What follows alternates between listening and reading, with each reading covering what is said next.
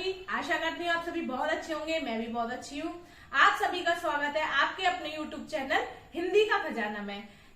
Last video में हमने पढ़ा था कि वर्णमाला क्या होती है, इन सब के बारे में हमने चर्चा करी थी। आज हम हिंदी के नेक्स्ट टॉपिक के बारे में बात करेंगे। क्या है हमारा नेक्स्ट टॉपिक? शब्द।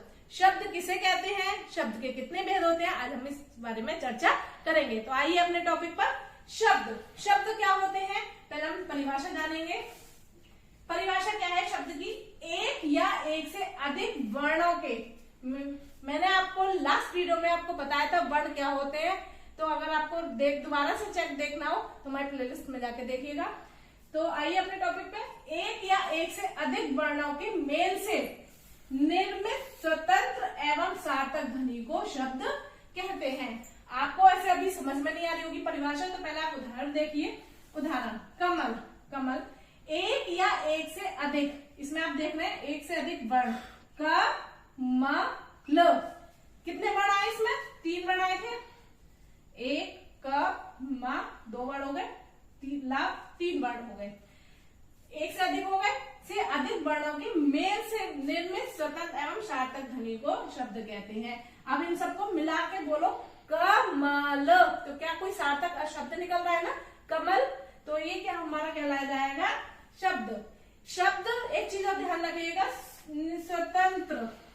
स्वतंत्र जब तक शब्द को वाक्य में न प्रयोग किया जाए तो वो स्वतंत्र रहते हैं। जब तक, जैसे आपने ये कमल शब्द भी पढ़ा था, जब तक हम इसको वाक्य में प्रयोग नहीं करेंगे जब तक ये स्वतंत्र है, इसमें किसी की रोक ठोक नहीं है, ये अपने में स्वतंत्र है। एक और आप एग्जांपल ले लीजिए, गुलाब। वर्ण निकालो, और एक से अधिक है, एक तो नहीं है, अधिक है। ग ला ब 3 वर्ण हो गए, अभी 3 वर्ण से अधिक वर्ण हो गए, और इसमें सार्थक ध्वनि निकल रही है। इसका मतलब सार्थक ध्वनि जिसका अर्थ निकलता हो। गुलाब से आपको पता चल रहा है कि हमारे किसी पुष्प के बारे में बात हो रही है, सार्थक अर्थ निकल रहा है, नहीं निकलता ये, और ये स्वतंत्र है। स्वतंत्र यानी कि इस पर किसी का रोक टोक नहीं है, यानी कि इसका जब तक हम प्रयोग वाक्य में नहीं करेंगे जब तक वह स्वतंत्र कहलाएगा। अब हम शब्द के भेद की बात करें। शब्द के भेद, अब हम शब्द के भेदों के बारे में जानेंगे। शब्द के भेद निम्नलिखित होते हैं। जैसे पहला है अर्थ के आधार पर हम उसको करेंगे, डिफाइन करेंगे कि शब्द किस प्रकार बांटे गए। दूसरा है रचना के आधार पर, तीसरा है उत्पत्ति के आधार पर, और चौथा है आपका रूपांतर के आधार पर। अब हम अर्थ के बारे में जानेंगे। अर्थ के आधार पर, अर्थ के आधार पर शब्दों को 2 भागों में बांटा गया है। कौन सा? सार्थक शब्द और निरर्थक शब्द। सार्थक शब्द क्या होते हैं? सार्थक शब्द वे शब्द जिसका निश्चित अर्थ निकलता है वे सार्थक शब्द कहलाते हैं। जैसे कलम, कलम का अर्थ निकल रहा है ना, कलम मीन्स क्या होता है? पेन, ये भी आप जानते होंगे। तो जिसका निश्चित अर्थ निकल रहा हो वो कलम। जैसे एक और ले लो, गुलाब निकल रहा है, गुलाब पुष्प होता है हमारा, तो गुलाब। नहर, पता है आपको, ये निश्चित अर्थ निकल रहा है, वे क्या कहलाते हैं? सार्थक शब्द कहलाते हैं। निरर्थक शब्द क्या होते हैं? वे शब्द जिसका कोई अर्थ नहीं निकलता। ध्यान रखिएगा, कोई अर्थ नहीं निकलता। सार्थक का निकलता है और निरर्थक शब्द का कोई अर्थ नहीं निकलता, वे निरर्थक शब्द कहलाते हैं। उदाहरण में कमल, कमल कोई अर्थ निकल रहा है किसी चीज का, क्या होता है कमल? नहीं जानते और नहीं निकलता कोई अर्थ। तो जैसे कमल, बालाहू कोई अर्थ है, इस प्रकार के शब्द निरर्थक शब्द कहलाते हैं। अब हम सेकंड है आपका रचना के आधार पर। रचना के आधार पर शब्दों को कितने भागों में बांटा गया? 3 भागों में बांटा गया। कौन कौन से? ऋण शब्द, यौगिक शब्द और योग ऋण शब्द। ऋण शब्द क्या होते हैं? वे शब्द जिसका खंडन सार्थक ना हो उसे ऋण शब्द कहते हैं। ध्यान रखिएगा, ऋण शब्द जिसका खंड सार्थक ना हो, सार्थक ना हो उसको ऋण शब्द कहते हैं। जैसे उदाहरण में आम। आम अगर आ को अलग कर दें और माँ को अलग कर दें तो उसका कोई अर्थ निकल रहा है? आ से क्या हो रहा है, कुछ पता चल रही है? आ से आम के बारे में बात हो रही है या आल्हा के बारे में बात हो रही है, किसके बारे में बात हो रही है? कोई आइडिया है? नहीं है ना। ऐसी माँ के किसके बारे में बात हो रही है? कोई बात हमें पता नहीं चल रही, तो ये हमारे क्या कहलाए जाएंगे? सार्थक ना होने वाले खंड। ठीक है, नेक्स्ट इसमें ही आपका सेकंड है यौगिक शब्द। वे शब्द जिसका खंडन सार्थक हो उसे यौगिक शब्द कहते हैं। जैसे विद्यालय, विद्यालय को अभी हमने आम को तोड़ा था, ऐसे विद्यालय को तोड़ा है, विद्या प्लस आलय। विद्या मीन्स ज्ञान, आलय मीन्स घर, यानी कि ज्ञान का घर, तो उसको हम विद्यालय बोल रहे हैं। अगर दोनों को अलग अलग तोड़ रहे हैं तो दोनों के अर्थ निकल रहे हैं, तो यानी कि हमारे सार्थक है। ये सार्थक नहीं है, ये सार्थक हमारे हैं। जैसे एक और देवालय, तो यानी कि इसको तोड़िए, देव प्लस आलय, देवों का घर। ठीक है, इसका थर्ड रूढ़, यौगिक एंड योग गुण। अब योग गुण की योग रूढ़ शब्द, योग रूढ़ शब्द वैसे शब्द जो अपने खंडों के अर्थों को, अपने खंडों के अर्थों को छोड़कर विशेष अर्थ प्रकट करते हैं, उसे योग रूढ़ शब्द कहते हैं। इसको आप उदाहरण से समझेंगे। कैसे? चक्रपाणी, इसका खंडन करिए, चक्रपाणी। चक्र मीन्स आप जानते हैं चक्र क्या होता है, और पाणी होता है हाथ। जिसके हाथों में चक्र हो, अर्थात विष्णु जी, आप जानते हैं विष्णु जी के हाथ में चक्र होता है। तो इन दोनों का जो अर्थ निकल के आया है, वो कौन सा तीसरा जो निकल के आया है, नया विशेष अर्थ प्रकट हुआ है, वो कौन है? विष्णु जी। ठीक है, तो चक्रपाणी, दोबारा समझा रही हूँ, चक्रपाणी, चक्र इसका खंडन किया हमने, चक्र और पाणी। चक्र में चक्र आप जानते ही हैं, पाणी में होता है हाथ।